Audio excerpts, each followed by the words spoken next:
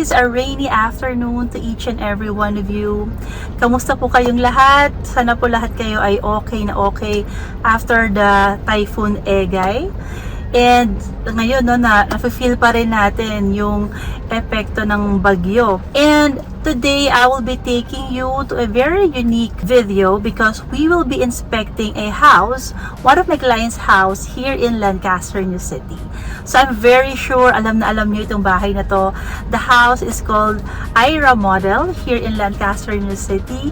It's one of the single attached houses that we have here in Lancaster in General Trias, Cavite, and my buyer is really excited and looking forward to this day.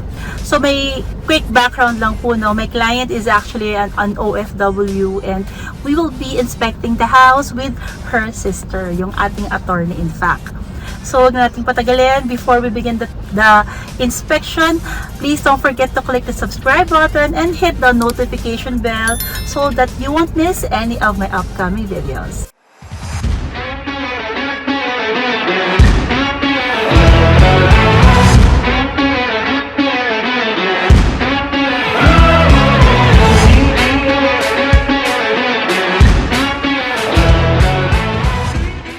So we are currently here in Layton Hall Clubhouse here in Lancaster, New City. So dito nagsisimula yung ating inspection because the buyer or the AIF must first register sa ating CRG. Ayan, yung nakikita po ninyo na yan, dyan. So kukuha muna sila ng number and they will give the unit ID so that the officer can verify yung kanilang inspection schedule today and they will be assigned an inspection officer. So yung inspection officer, siya po yung mag-a-assist sa atin during the inspection today. Siya po yung from the side of the developer.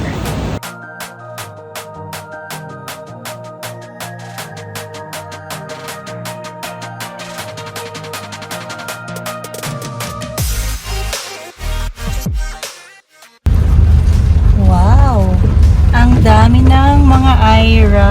So beautiful. Ang ganda-ganda naman. Ang dami na rin mga nakalipat. So nice.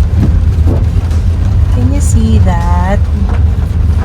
Diba? Ang ganda. I love the community. I love how the whole community turned out. Taray! Review yan. Ang ganda ng corner na to. Ayan. So this is the house. It's 221 square meters. It's the biggest Ira model that we have here in Lancaster, Glenbrook, phase 1A. Yan. So ang property line is from here. Yan, mula dito sa poste hanggang doon.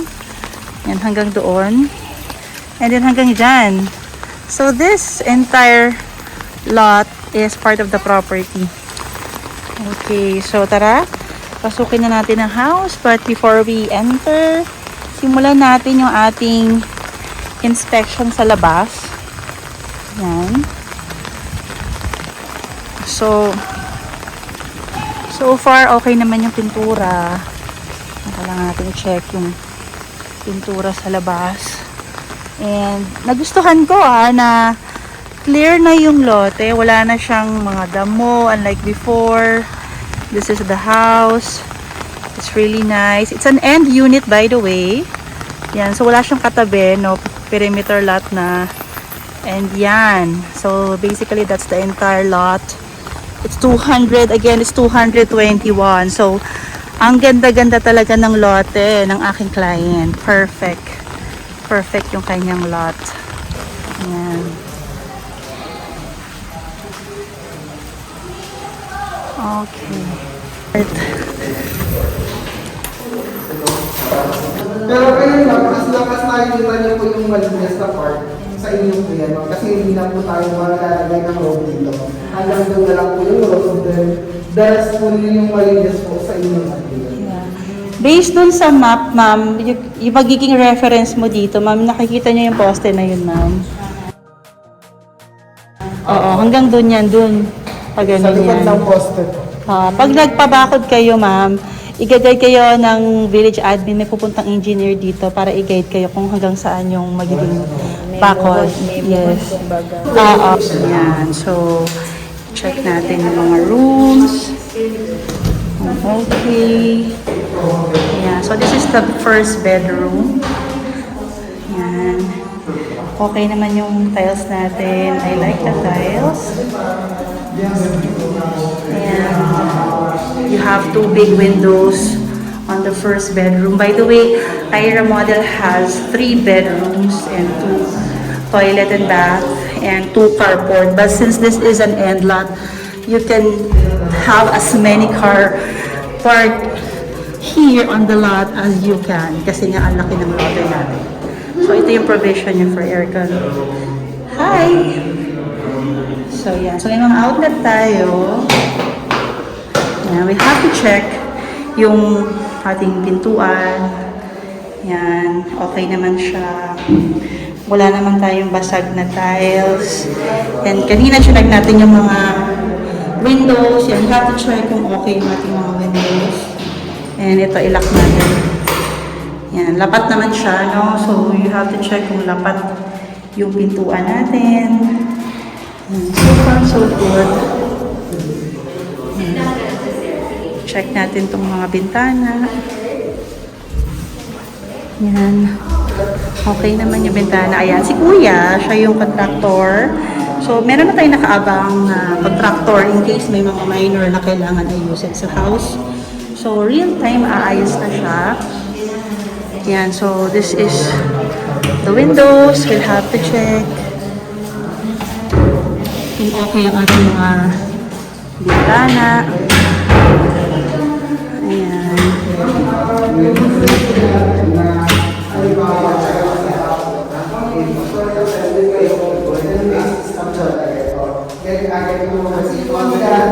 Once po kasi nasa bawat po kayo, ma'am, at pag-work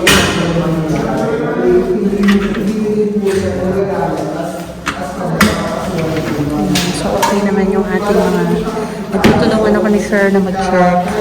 Siya yung parang architect na hinire ni Ma'am Jamie. Check natin to. Ang ating mga windows.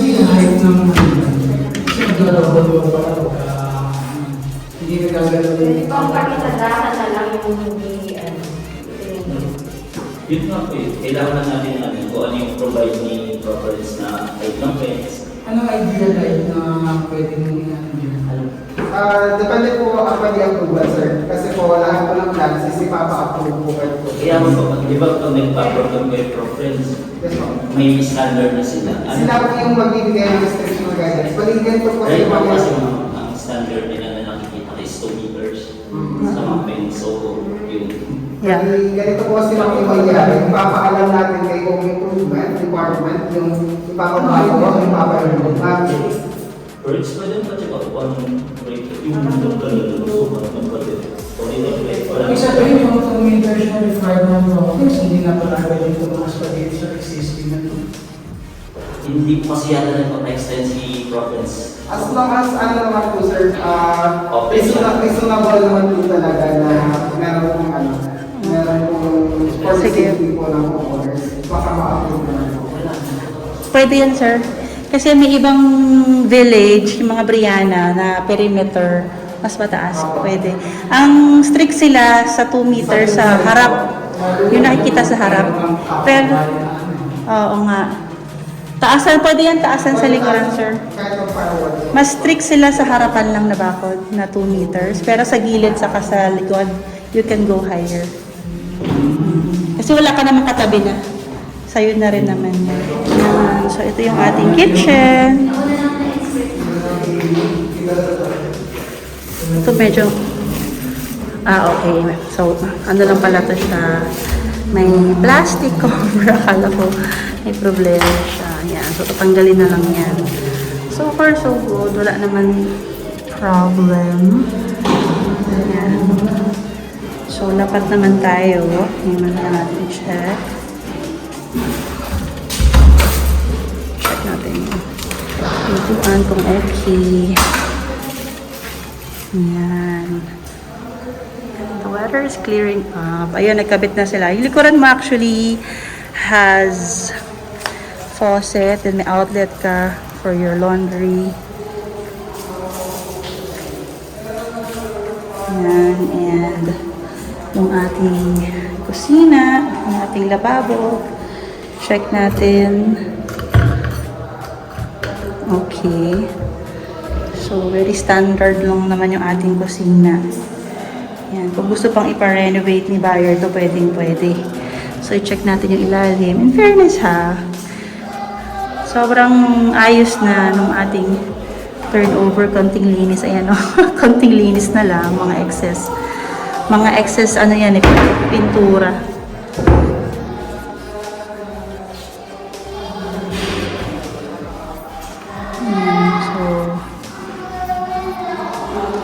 Ito po, as much as possible, hayaan nyo lang na ganito. Huwag nyo papinturahan sa contractor nyo. Why?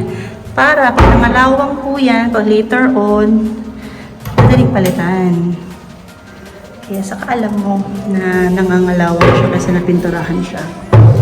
Alright, so everything is good sa kitchen natin. And very basic lang yung ating kitchen. So wala naman tayong mga marks sa wall. So far, so good. Kung bagong pintura yung ating pader. And we have to, of course, notice kung may mga leak. Pag-uulan po ngayon, so i-check natin maigi kung wala pa tayong mga leak marks. Malalaman mo na may leak kapag sa pader may mga linya. Yan, diba? So, okay naman pader natin. Ito yung ating ground floor. It's really, really nice. Yan. Maganda rin yung ating flooring. And here is the bathroom.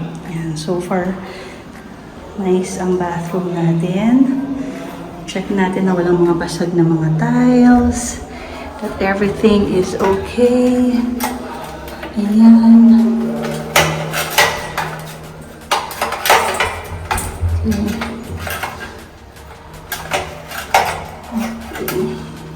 Kulang mo yata ito sa ligpit.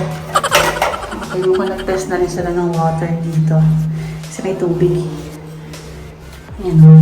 Tumulong tubig. Okay. Ito yung ating lababo. So far, okay naman. Yan yung ating toilet bowl. Kaya let's check if walang basag, no? Especially itong cover natin, saka itong rim. Yan. Okay naman. Yan yung ating mga grouting. Ito yung mga excess, palinis na lang natin ito later. Mga excess paint. Ito yung mga part na hindi masyadong nakikita. Ang likuran ng pintuan. Ayan, check natin. Yeah. Kung nakikita po ninyo ito, palinis natin yan, yung mga excess paint. Ito yan. Ayan, may mga excess na paint, palinis natin yan. Alright, let's go to the stairs. It's smooth cement. And yung ating hand railings is bakal. Sa flooring, sa second floor at sa hagdan, wala na tayo masyadong check kasi smooth cement siya talaga. So, wala naman siyang tiles. So, check natin ang mga rooms. So, this is the bedroom number 2. Malalaki yung ating mga bedrooms. Check natin yung pintuan. Nalapat yung pintuan. Nag-gaano lang ako din. Yan, lapat naman siya. Yan, check natin yung pader. Na walang mga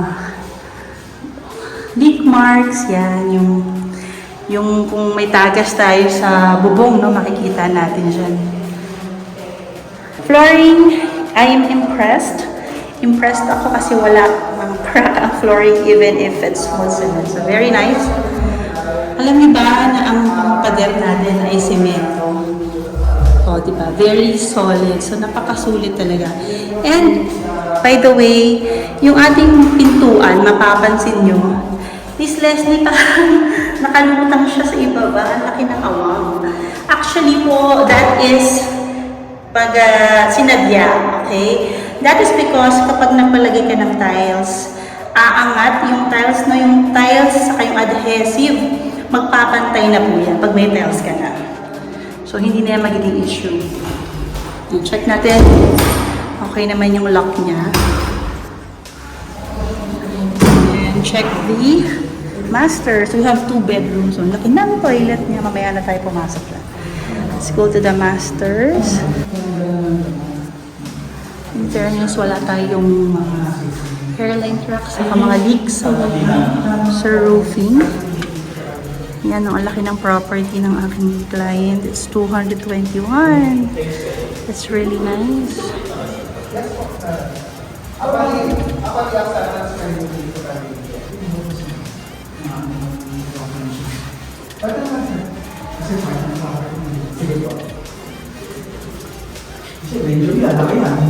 Alin niya, sir? May putas? Saan po? Ay, oo nga. Yung village admin na mag-ano na, mag-repair eh. Sila na mag-a-assess niyan, sir. Kasi hindi na po yan part ng property po natin. So kung mag-aano sila, kung gusto nilang bakuran yung buo, Double walling yung mag-double wall. Kung hindi sila mag-double wall, papakinisin na lang nila to, pwede naman. Depende po sa conference. Wala naman makakapasok na ibang tao dito eh, sila lang eh. Di ba, sir? Pwede mo na lang yan, sir, pakinisin yung pader na yan eh. Oh, yeah, minimal. Inaabot na. Saka may mga... Concern talaga, gawa ng ulan. Buti, nag-uulan. Ayun nga po eh. Makikita agad natin yung bubong. Ano, sir? Tingins. Last week lang po yan, sir. Nag-touch po kasi, sir, kapag-inspection. Check natin yung mga bintana. Mga past few days, dito na yun. Kung sir, ang lakas ko ng sir, lagyan ako. Ay sinasabi mo, Mga tulo, sir. ayaw na yung hindi niya ng tubig. Mga kakita rin niya. Yes po. Kaya wala po na.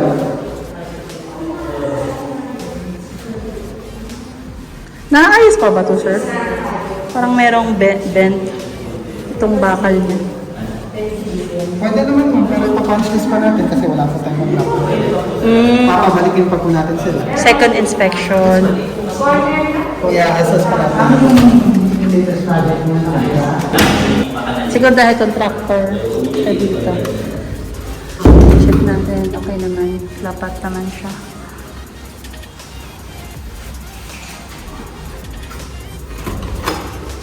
Okay. So, sir, yung mga minor na yon, estimate mo kailan yung second inspection natin?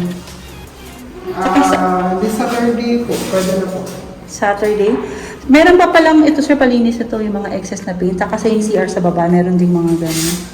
Linis na ng mga excess na paint. Yan.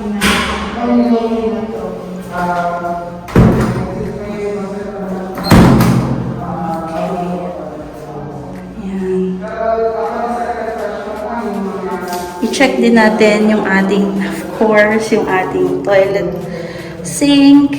Yan. So, okay naman siya. Check natin yung ilalim niya. Yan. Check mo kung walang basag, yung ating toilet cover, and therein, so far so good. And yung ating shower, it's really big. I think siya yung bathtub dito, but I don't know, it's about 2 meters, about 1.5 meters yung kanyang lapad. Ayan. Kita niyo may parang tubig. Kasi po, nag-water test na po sila dito. Water test, ibig sabihin, check nila yung mga linya. And nag-check na rin sila na okay yung slope ng ating toilet. Okay yung slope niya. Ibig sabihin, hindi pumupondo yung tubig sa isang side. Talagang dumidiretso siya doon. So, okay tayo doon. So, check natin lahat. Even yung mga bubong, no, okay na okay din. Wala tayong problem. Nice! Very minor na lang siya. So that's it for today's video.